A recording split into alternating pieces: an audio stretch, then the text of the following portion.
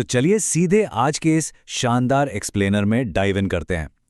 आज हम जिस सोर्स मटेरियल को डिकोड करने वाले हैं ना, वो एक बहुत ही डीप और प्रैक्टिकल डिबेट पर बात करता है। नौकरी वर्सेस बिजनेस।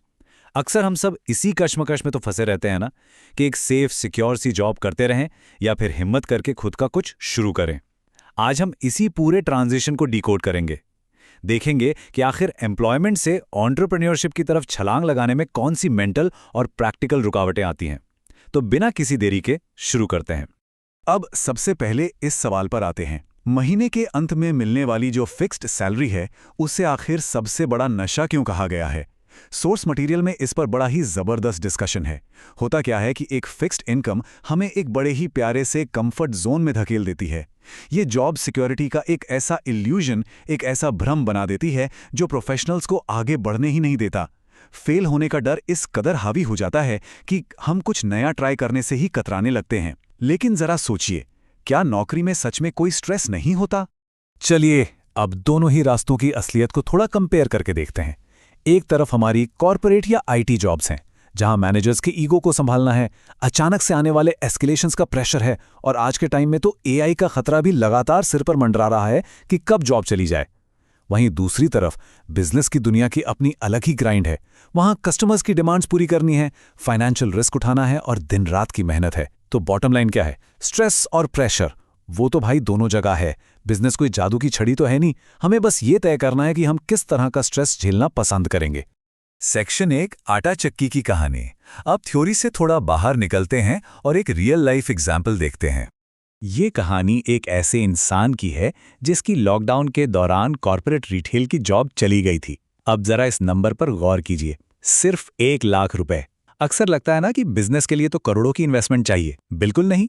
इसी 1 लाख के छोटे से लोन से एक बेसिक मशीनरी और थोड़ा सा कच्चा माल खरीदा गया और एक छोटी सी जगह किराए पर ली गई, जिसका रेंट सिर्फ 7,000 रुपए था। मतलब एकदम ग्राउंड लेवल से भी कितनी सॉलिड शुरुआत हो सकती है, ये इसका परफेक्ट एग्जाम्पल है।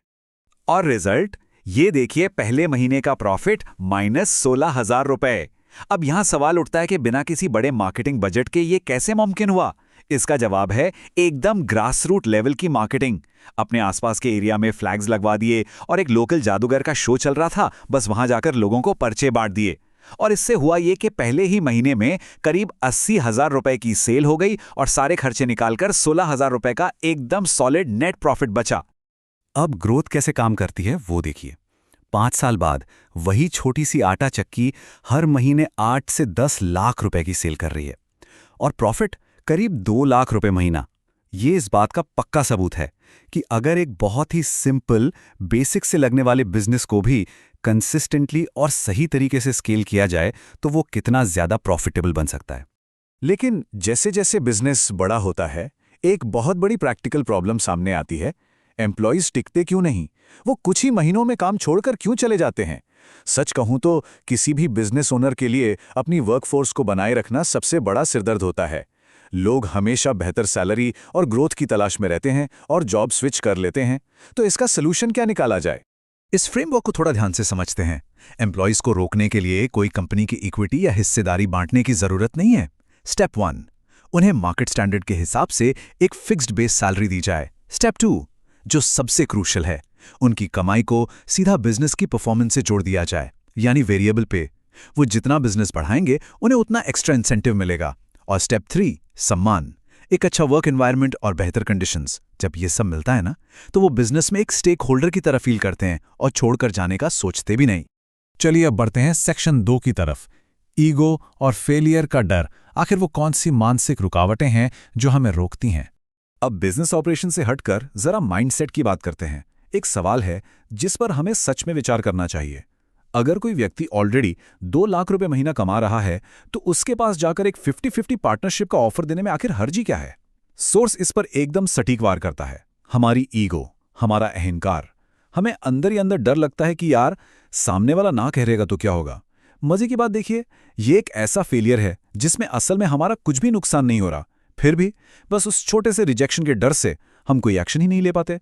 अब आते हैं सेक्शन 3 पर, आईटी वर्कर की कहानी और छुपे हुए एसेट्स को अनलॉक करना। इस पूरे कॉन्सेप्ट को एक और बहुत ही शानदार केस स्टडी से समझते हैं।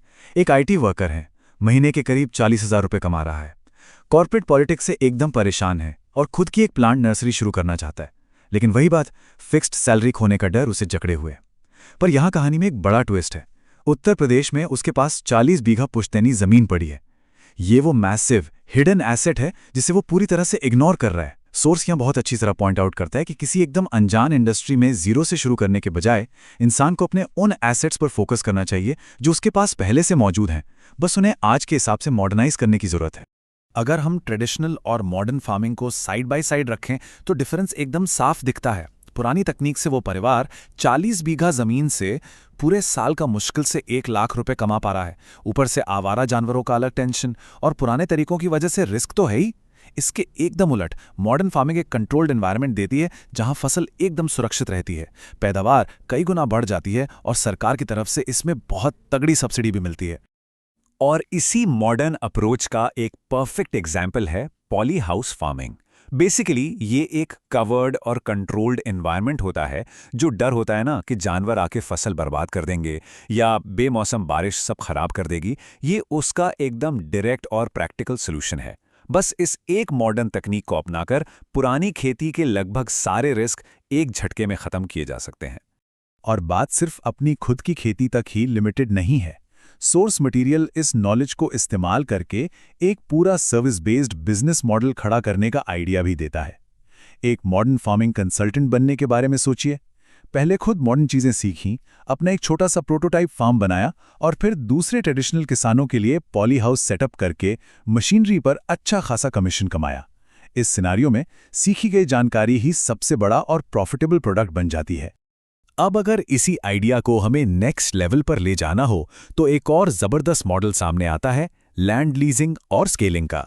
देखिए, बहुत से उम्रदराज किसान हैं जो अब खुद खेती नहीं कर पाते। उन्हें एक फिक्स रेंट देकर उनकी जमीन लीज पर ली जा सकती है। फिर वहां मॉडर्न तकनीक लगाकर पैदावार को बढ़ाया जा सकता है और ऐसे एक नहीं कई फार्म्स को स्केल किया जा सकता है। और सबसे बड़ा गेम चेंजर क्या है? एग्रीकल्चरल इनकम पूरी तरह से टैक्स फ्री होती है। तो ये एक मैसिव बिजनेस अपॉर्चुनिटी है जो बस सामने रखी है।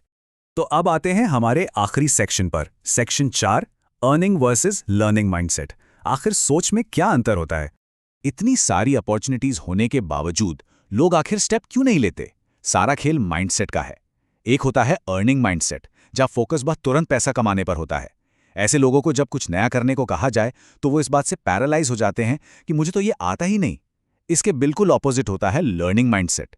ऐसे लोग इंटरनेट का स्मार्टली यूज करते हैं। वो अपना टाइम नई चीजें सीखने, मॉडर्न मेथड्स की रिसर्च करने और खुद को लगातार अपस्किल करने में लगाते हैं।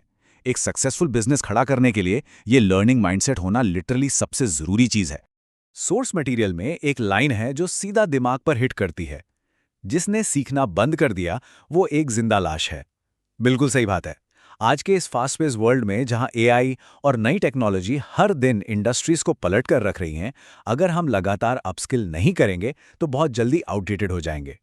इंटरनेट पर आज हर चीज की नॉलेज फ्री में मौजूद है, तो फिर ना सीखने का तो कोई एक्सक्यूज बचता ही नहीं है। तो अब सवाल आता है कि प्रैक्टिकली शुरुआत की कैसे जाए। देखिए, रातों रात जोश में आकर अपनी स्टेबल जॉब छोड़ने की कोई जरूरत नहीं है। स्टेप 1, स्टेबिलिटी के लिए अपनी डे जॉब कंटिन्यू रखें। स्टेप 2, जो फ्री टाइम मिलता है उसे बर्बाद करने के बजाय मॉडर्न मेथड्स और गवर्नमेंट सब्सिडीज की रिसर्च में लगाएं। और स्टेप 3, जब थोड़ी नॉलेज आ जाए तो उसे एक छोटे से लेवल पर टेस्ट करें, जैसे अपनी ज़मीन के सिर्फ 5 बीघे हिस्से पर एक प्रोटोटाइप बनाएं। जब वहां से रिजल्ट्स मिले और कॉन्फिडेंस बढ़े, तब कोई बड़ा डिसीजन लिया जा सकता है। अब हम अपने इस एक्सप्लेनर के बिल्कुल आखिर में पहुंच गए हैं और जाते जाते बस एक ही सवाल खुद से पूछने वाला है, क्या फेल होने का डर हमें हमेशा उसी पुराने सेफ से कंफर्ट जोन में कैद रखेगा, या फिर हमारी कुछ नया सीखने की ललक आज उन सारे हिडन एसेट्स को अनलॉक कर देगी जो हमारे पास पहले से हैं? चॉइस हमारी है और जवाब पूरी तरह से हमारे माइंडसेट पर टिका है। आज के इस डीप एनालिसिस में बस इतना ही। सीखते रहिए और आगे बढ़ते रहिए।